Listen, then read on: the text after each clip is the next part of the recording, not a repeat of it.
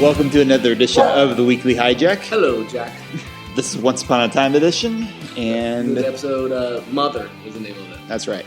Return of Korra, which was actually more useful than I was a little worried from the preview. Like, do we need another person thrown in? But I thought it worked really well. It did. It was a good flashback, and it fit in really well. Really well. And like in the middle of it, I'm like, what did Robin Hood have to do in the flashback? We knew them get together, and then it worked out really. I mean, yeah. Then they paid it off really well. And gut reaction.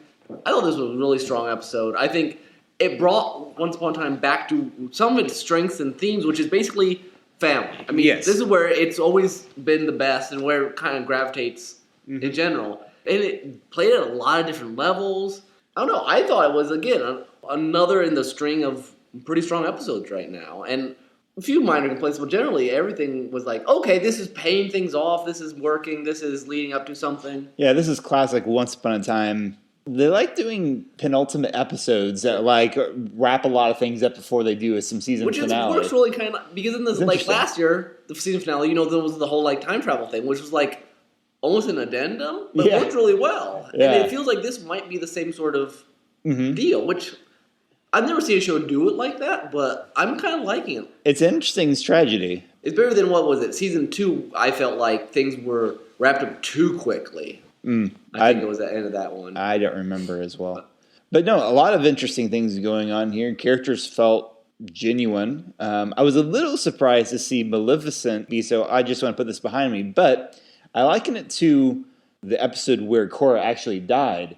When she finally got her heart back, she looked at Regina and she suddenly was like, this would have been enough. Yeah. And like she had isolated herself from that for so long that the reunion not that it completely makes you a good person, but it humanizes you quite a bit. And I think that probably did it. Once upon a time, there's always played that parent-child relationships change you in a way that nothing else does. Rumpel, about the only thing that ever made him good was Bale. Yeah. And then he had Belle for a while, but it's very consistent in how they do things. He had Bale and then Belle. I never thought about That's that. True. All right, Zach, what are you thinking over there? Well, I'll ask Natasha first. Natasha, what are you thinking over there? Do you enjoy it? Mostly. I mean, there are parts that still didn't make sense. Well, okay, for one, Zelina? Yeah, Zelina. Zelina. She's so cocky, and that's just her character. But then, to all of a sudden, like, the author is there with his pen and ink, and at first, she's as cocky as ever, and then suddenly she's like, oh, well, what are you going to write? Like, all of a sudden it occurred to her that her history could be changed. I mean, it was a very quick turnaround. I agree. She should have.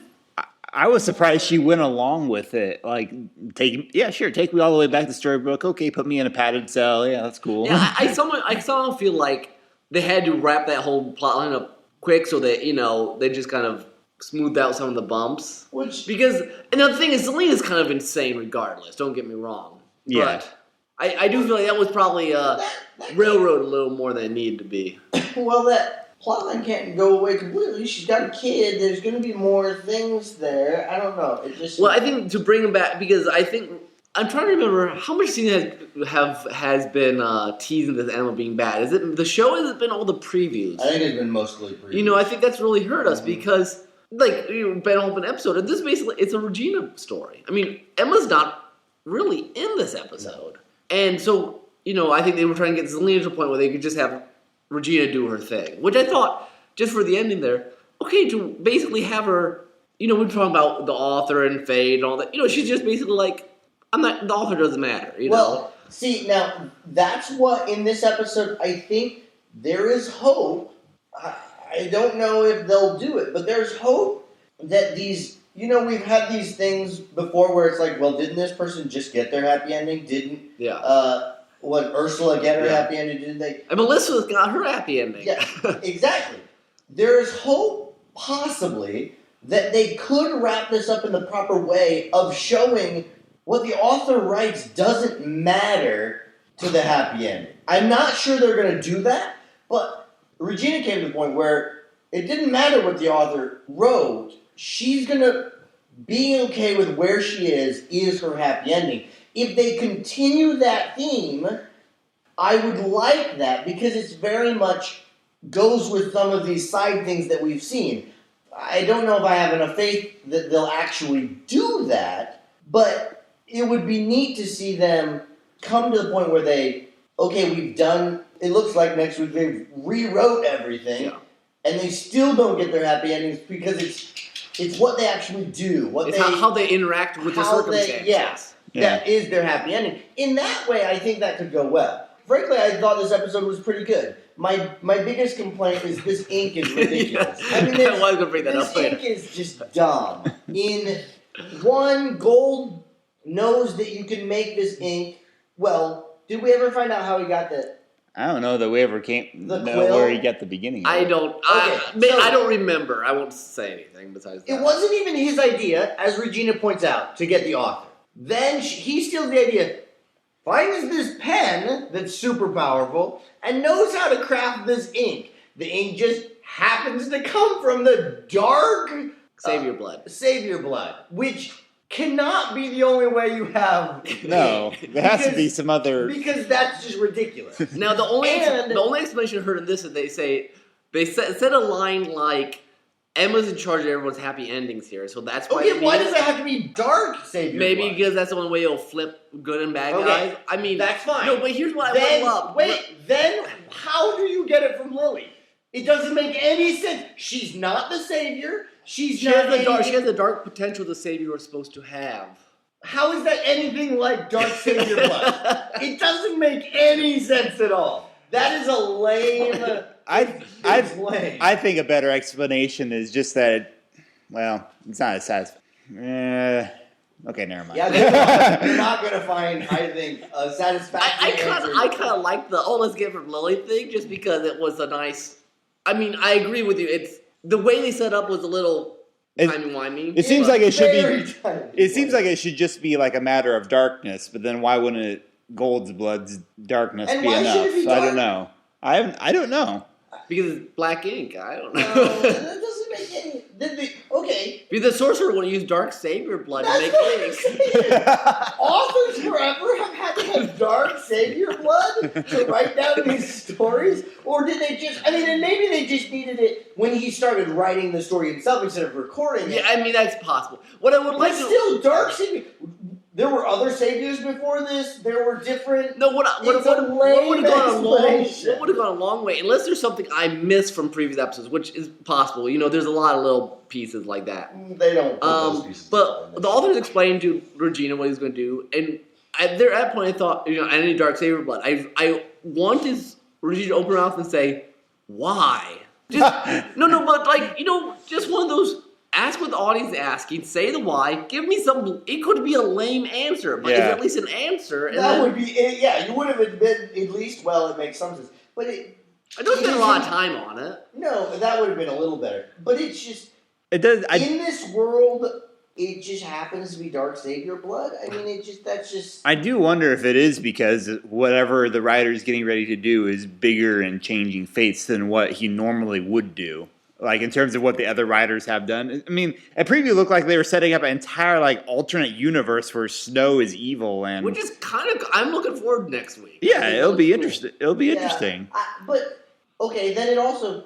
It would just be nice to have throw that in. If Emma's in charge of happy endings, does that mean she could have given Regina a happy ending? Well, Regina just said she got her own happy ending. So now you've just... Your logic is wrong. And they don't I think it must be because Emma broke the curse, and so you need Auntie-Emma to redo... I mean, I don't know what it is. We could come up with all sorts of things. It's a shame they couldn't give us 5 seconds of... I think I would have been okay if it was...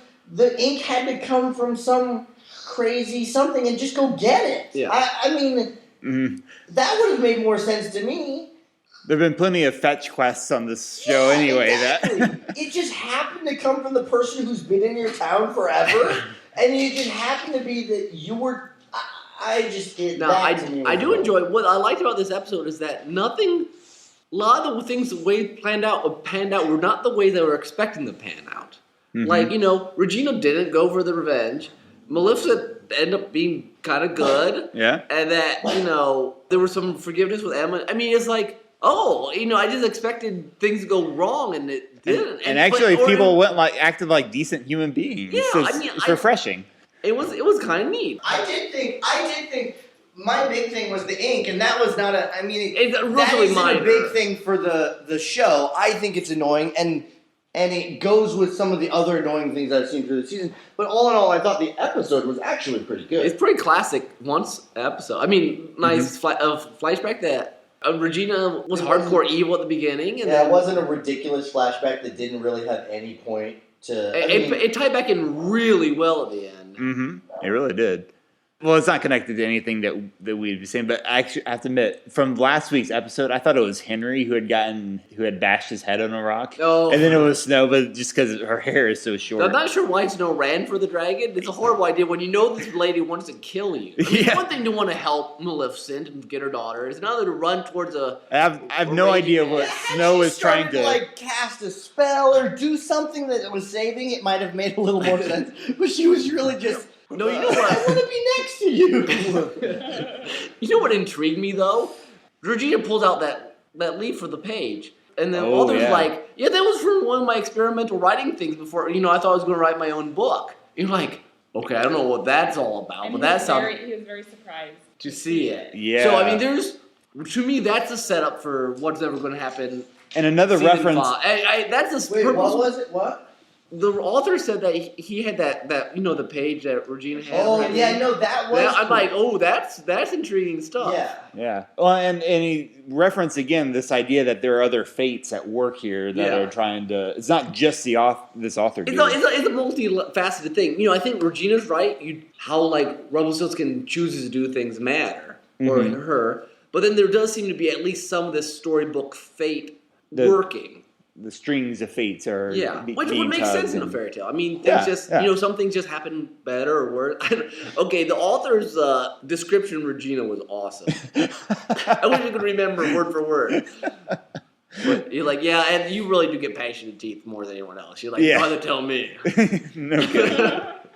That was a great summary. Zach, I remember someone was asking when they put Selena down in that room, where do these workers come from in this insane asylum? I was surprised she still had that place. I mean, well, you know what? There's fairy tale characters who are probably just like, yeah, we just did lame jobs before, but now we keep getting our pay here. That's awful. That was something I'd assume that had gone away after Regina had been exposed as the evil mayor way back when. I would assume that no one was there anymore. It does make you really curious who else is down there. And it's very interesting. The people who've been the most evil in some ways recognize the benefits of not being evil. Like Regina, sees all sides. And Maleficent, to me, was kind of like Regina in some ways. Look, I found my kid, and that matters more to me than all this other stuff that I used to be. Mm-hmm. And she died, so... Yeah. You do get different perspective on things. Hook talks sense to Emma because he's been on both sides. I did see. I thought it was funny. I mean, nothing wrong with it. I just thought it was very funny. Like, I'm seeing this picture of the scene, the nice horizon and them sitting there. And then I'm like, Captain Hook is consoling and giving her smart advice. And then I thought back to, the Captain Hook that everyone, you think about actually. This doesn't make any sense. But for this guy, it works. I mean, it's worked well. Yeah. No, well, their Hook and Pan were completely different from the original stories, so, it's very interesting, for all this whole, the bad guys trying to find their happy endings. Basically, except for Gold, all the bad guys have found their happy endings. And Cruella. Okay, Cruella. Okay, I keep forgetting her, but she's dead. Where? She got shot, remember? Well, shot with magic. Fell off the cliff. Oh, yeah. She's dead. That was only 2 episodes ago, Zach. That's not one of those minor things that... All I think about Cruella now is her awesome backstory. Other than that, she didn't have a large impact on the show. No, she didn't. She just had a large impact on the ground. Really, what would have been her happy... What would have been her happy ending? I mean, honestly, I don't think she cared. No, I suppose not. She was crazy. So yeah, I'm pretty excited for this. I'm always a fan of alternate reality sort of stuff. So come on, a good goal and a good. But where's Regina going to be in this thing? I don't know. I mean, people like that, like Hook, are they going to be a good side or a bad side? Maybe they'll be the middle. It'll be interesting to see. That's where they are now, though. So I guess it's done. I'll be interested to see how this plays out. Well, and how they'll reboot. Be the reboot for season 5 somehow. Yeah, but how is a good question. Curious. Well, unfortunately, I will miss the season finale next week. Boo! But you guys can record it like you did. It'll be the Nick and Zach show. It'll be the Weekly Hijack. Hi, Zach. Make sure you include Natasha somehow. Oh, no. Why do you have to leave? I'm sorry. It's not my fault. So we probably won't do Lost next week. Yeah. But you can look forward to Weekly Hijack of Once Upon a Time. Yeah, I'm excited. Well, until then, this has been Tim. This is Nick. And everyone else. Everyone who's not talking. Bye. Bye.